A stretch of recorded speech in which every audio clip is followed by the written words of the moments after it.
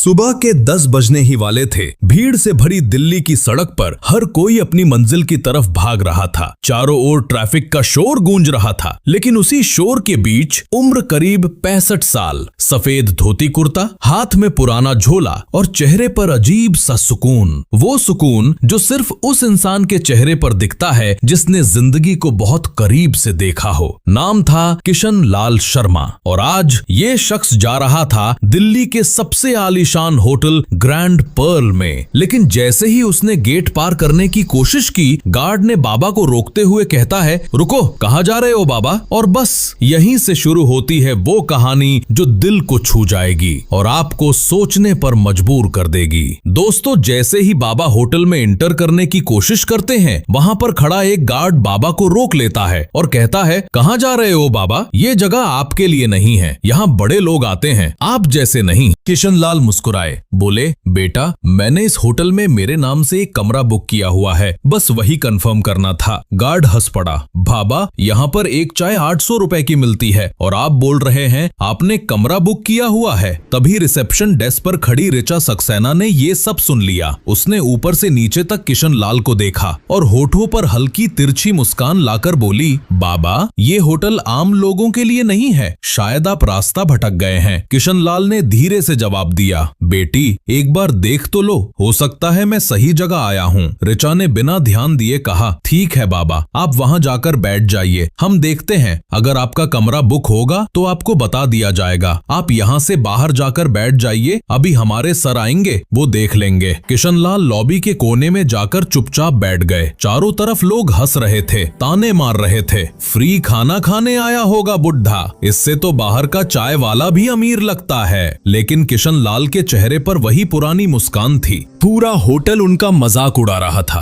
और उन्हें फर्क तक नहीं पड़ रहा था। 1 घंटा बीत गया। आखिर उन्होंने रिसेप्शन की ओर देखा और बोले, बेटी, अगर तुम बिजी हो तो अपने मैनेजर को ही बुला दो, वो देखकर बता देंगे बहुत टाइम हो गया है। बेटा बता दो, मुझे रेस्ट भी करना है, मैं बहुत थका हुआ हूँ। किसी को क्या पता था, जिसे वो बाबा कहकर हंस रहे थे, वही कुछ मिनटों में सबकी आंखें नीची करने वाला था। ऋचा ने फोन उठाया और मैनेजर जय सिंह को कॉल किया। सर, यहाँ पर एक बुढ़ा आदमी आया हुआ है। सर, वो बता रहा है कि उसने होटल में एक रूम बुक किया हुआ है, लेकिन सर ये दिखने में बिल्कुल गरीब है, ये कैसे यहाँ पर रूम बुक कर लेगा? वो बोल रहा है कि होटल में उसने एक रूम ले रखा है। जय ने दूर से ही नजर डाली और हल्की हंसी के साथ बोला, वो बाबा, रहने दो, थोड़ी देर में खुद ही चला जाएगा। किशन लाल फिर से चुपचाप बैठ गए। उनके आसपास के लोग हंसी उड़ा रहे थे, ताने मार रहे थे, किसी को उनकी आंखों में छिपी सच्चाई नहीं दिख रही थी। तभी होटल का बेल बॉय रवि वर्मा वहां पर आता है। वो बुजुर्ग की तरफ देखता है, सुकून भरा चेहरा, चेहरे पर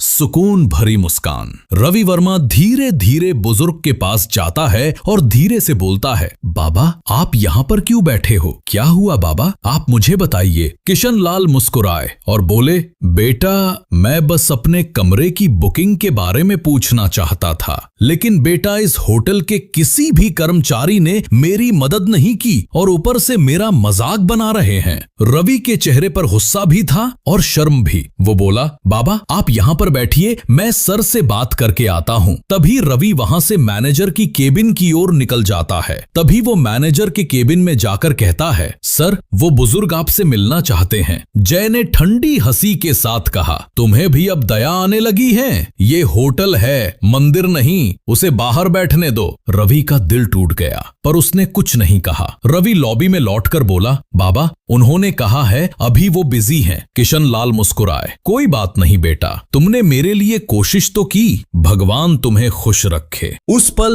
होटल की पूरी भीड़ में सिर्फ 2 इंसान थे, एक जिसने अपमान किया था और एक जिसने इंसानियत निभाई थी। समय बीतता जा रहा था। ठीक दोपहर के 12 बज चुके थे। किशन लाल धीरे धीरे अपनी कुर्सी से उठे और सीधे मैनेजर के कैबिन की ओर बढ़े। जय कहता है, अब क्या चाहिए बाबा? यहाँ पर भीख नहीं मिलती। किशन लाल ने झोले से एक पुरानी फाइल निकाली टेबल पर रखी और बोले, ये मेरी बुकिंग की डिटेल्स हैं, एक बार देख लीजिए। जय हंस पड़ा, कागज देखकर अमीरी नहीं आ जाती बाबा, तुम्हें देखकर ही पता चल जाता है कि जेब में फुटी कोड़ी भी नहीं है। किशनलाल ने गहरी सांस ली और बोले, बेटा हर अमीरी पैसे में नहीं होती, कभी कभी वक्त ही बताता है कौन असली मालिक है। इतना कहकर वो शांत भाव में वहां से चले जाते हैं। रवि वर्मा सोचता है, आखिर क्या है इस फाइल में। रवि वर्मा ने वो फाइल उठाई और कंप्यूटर का सिस्टम खोला और अगले ही पल उसके हाथ कांप गए। स्क्रीन पर लिखा था, किशनलाल शर्मा,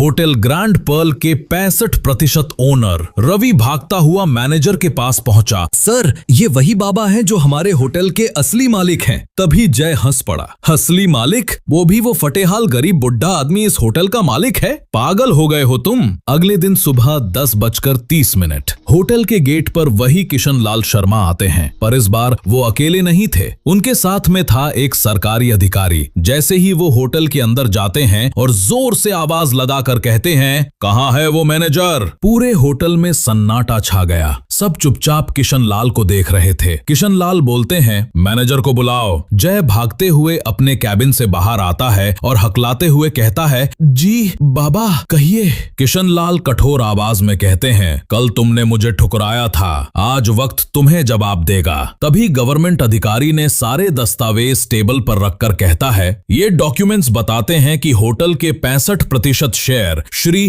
किशनलाल शर्मा के नाम है। होटल के असली मालिक यही हैं। पूरे होटल का माहौल बदल चुका था। ऋचा सक्सेना के चेहरे पर मायूसी छा गई थी, हाथ पैर कांप रहे थे। जय का चेहरा सफेद पड़ चुका था और चेहरे पर शर्मिंदगी महसूस होने लगी थी। किशनलाल ने शांत सुर में कहा, जय, आज से तुम इस होटल के मैनेजर नहीं रहोगे। मैं तुम्हें अभी इसी वक्त इस होटल के मैनेजर के पद से निकालता हूं। तुम्हारा हर क्लाइंट तुम्हारे लिए भगवान के बराबर होता है। तुम लोगों को होटल के क्लाइंट में अमीरी गरीबी नहीं देखनी चाहिए। होटल का हर ग्राहक होटल के स्टाफ के लिए भगवान के स्वरूप होता है। इसीलिए आज अभी इसी वक्त तुम्हें इस होटल के मैनेजर पद से इस्तीफा देना होगा। अब इस होटल का नया मैनेजर उस इंसान को बनाया जाएगा जो इस होटल के मैनेजर पद का असली हकदार है, जिसने इंसानियत नहीं छोड़ी और अपनी इंसानियत निभाई। अब मैं आपके सामने उस इंसान का नाम अनाउंस करने जा रहा हूं जो आज से इस होटल का नया मैनेजर होगा।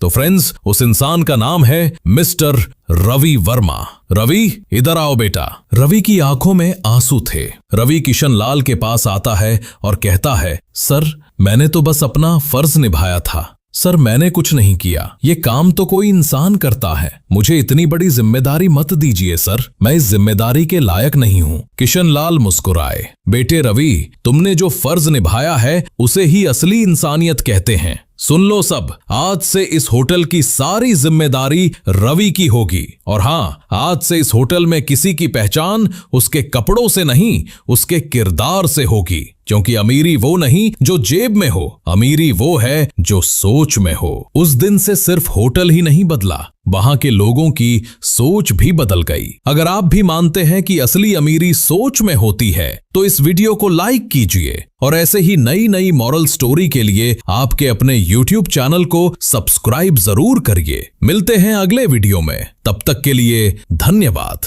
जय हिंद।